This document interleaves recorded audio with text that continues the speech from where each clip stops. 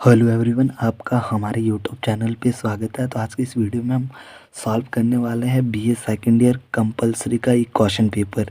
मेरे पास previous year का ये क्वेश्चन पेपर रहता है, इसको हम सॉल्व करने वाले हैं आज के इस वीडियो में।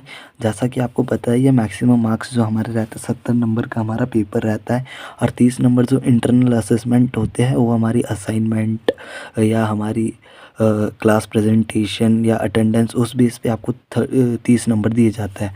तो आज की इस वीडियो में हम बात करने वाले हैं कि आपका पेपर पैटर्न क्या रहता है बीए सेकंड ईयर, जो आपका कोर्स कोड रहता है HIND 201 और कोर्स टाइटल आपका रहता है रचना पुंज।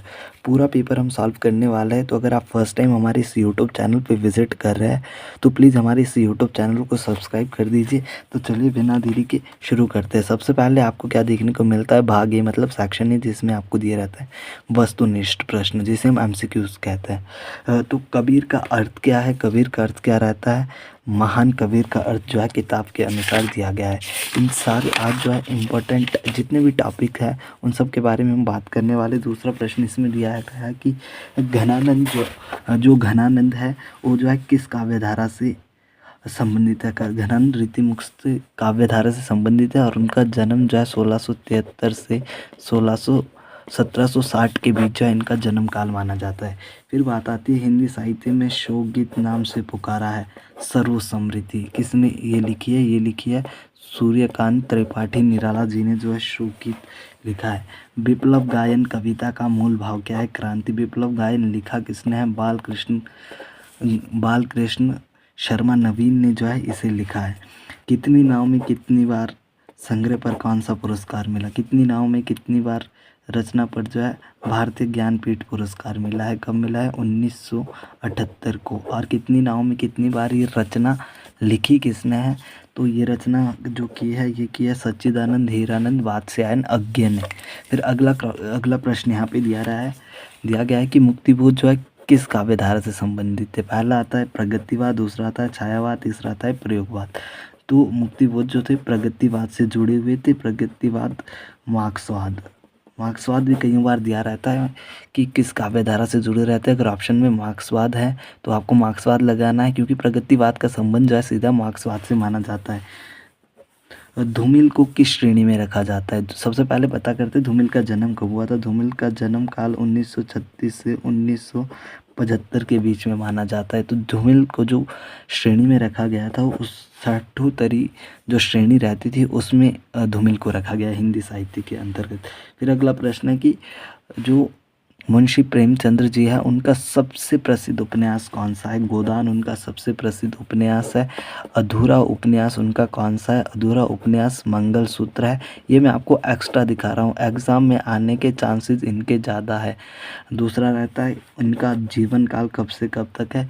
इनका जन्म जो है 1880 से 1936 के बीच जो है इनका जीवन काल रहता है। और इन्होंने जो है 1936 में प्रगतिशील लेखक संघ की स्थापना भी की थी। अगला प्रश्न दिया है कि आधे अधूरे नाटक के लेखक कौन है? आधे अधूरे नाटक के लेखक कौन है? काशी सिंह बिल्कुल नहीं है। मुंशी प्रेमचंद्र जी ये भी नहीं है। तो आधे अधूरा जो नाटक लिखा है वो लिखा है मोहन राकेश ने। मोहन राकेश का जीवन काल की बात करें 1925 से 1972 के बीच इनका जीवन काल माना जाता है। और काशी सिंह का जो जीवन काल 1936 से 2018 के बीच माना जाता है। और जो मुंशी प्रेमचंद्र जी हैं इनकी हम पहले ऊपर बात कर चुके हैं। फिर इसके बाद आता है कि जो काशीनाथ को है कौन सा पुरस्कार मिला था? काशीनाथ को साहित्य अकादमी पुरस्कार मिला था। कौन सी रचना पर? रेहान पर रंगू, उन्होंने जो एक उपन्यास लिखा था इस रचना पर जो है इन्हें सम्मानित किया गया। फिर आता है रात में हारमोनियम किसने लिखा है? ये उदय प्रकाश की रचना है और इसे जो है काव्य ग्रंथ के अंतर्गत रखा जाता है। फिर अगला प्रश्न हमारा रहता है कि महादेवी वर्मा को कौन सा पुरस्कार मिला था? तो महादेवी वर्मा जी को जो है 1956 में जो है पद्म भूषण पुरस्कार मिला था। दिनकर की प्रसिद्ध रचना कौन सी है? रामधारी सिंह दिनकर। देखिए कमायनी लिखी है जयशंकर प्रसाद ने। भारत भारती लिखा है भारत भारती मैथिली शरण गुप्त ने लिखा है। तो ये भी नहीं रहता, ये भी नहीं रहता। इसका प्रश्न हो जाएगा उर्वशी। अगर प्रश्न आएगा उर्वशी किस विधा की रचना है, तो यहाँ पे आपको लिख लेना है काव्य संग्रह, काव्य विधा की जो ये रचना रहती है। फिर लास्ट क्वेश्चन दिया है कि श्रीलाल शुक्ल का व्यवसाय क्या था। श्रीलाल शुक्ल का व्यवसाय, वो आईएएस अधिकारी थे। उनका जन्म जो है लगभग 1925 में हुआ था और 2011 में उनका देहांत हुआ था। जन्म जो है इनका लखनऊ में हुआ था। फिर इसके बाद आपको जो है सेक्शन बी देखने को मिलता है। सेक्शन बी में आपको क्या देखने को मिलने वाला है, जीवन परिचय, या फिर आपको और में दिया रहेगा विप्लव गायन से तात्पर्य। जीवन परिचय कबीरदास का आप लिख लोगे 1398 से 1518 के बीच जो जो इनका जीवन काल रहा है।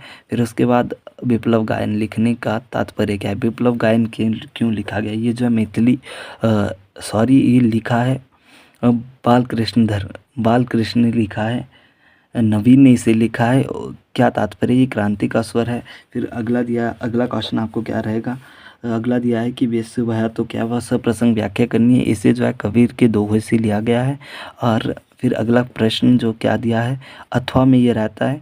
दूसरा आपको सप्रसंग व्याख्या करने के लिए नभ का वक्षस्थल फट जाए, तारी टुक टुक हो जाए, ये जो है विप्लव गायन से लिया है, जिसे किसने लिखा है, बालकृष्ण शर्मा नवीन ने इसे लिखा है।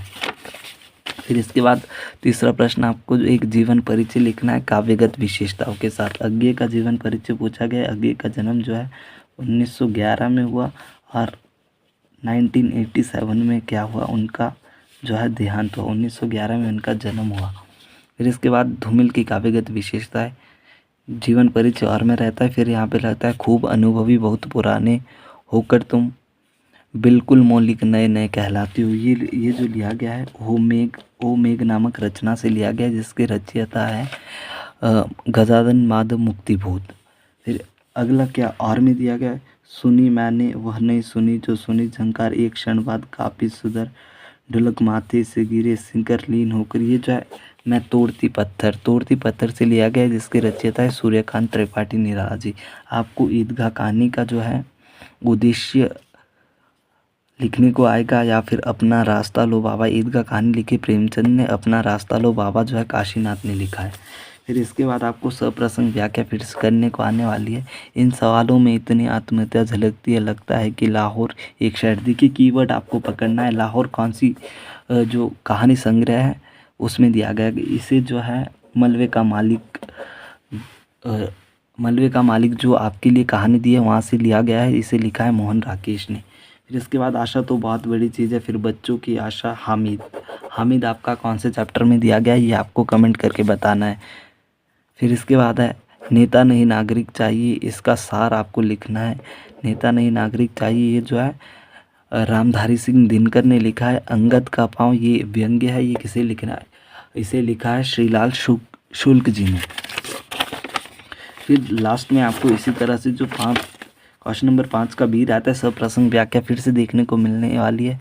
फिर मैं ना जान पाता अम्मा के भीतर सड़ती हुई बू, ये जो है अम्मा के भीतर मुन्ना इसमें कैरेक्टर रहता है। मैं कहानी इस वक्त कहानी का नाम इसे जो उदय प्रकाश ने लिखा है 56 तोले का करधन नामक कहानी से लिया गया है। देखिए सबसे पहले आपको प्रसंग लिखना है, फिर इसके बाद आपको क्या लिखना है, व्याख्या या सल्लार जिसे कहते हैं। फिर अंत में आपको विशेष लिखना है कि कहानी में क्या क्या वर्णन किया गया। जैसे इसमें लिखेंगे जो दादी की दयनीय स्थिति के बारे में बताया गया, बच्चे की दादी के प्रति जो है नज़रिया उसका वर्णन किया गया। फिर लास्ट में यहाँ पे अथवा में दिया है सिद्धांतों की जितनी भारी गठरी लेकर हम कर्म क्षेत्र के द्वार तक पहुँचते उतना भारी बोझ लेकर कदाचित किसी, ये जो है जीने की कला से लिया गया है। महादेवी वर्मा ने इसे लिखा है। तो दोस्तों ये आपका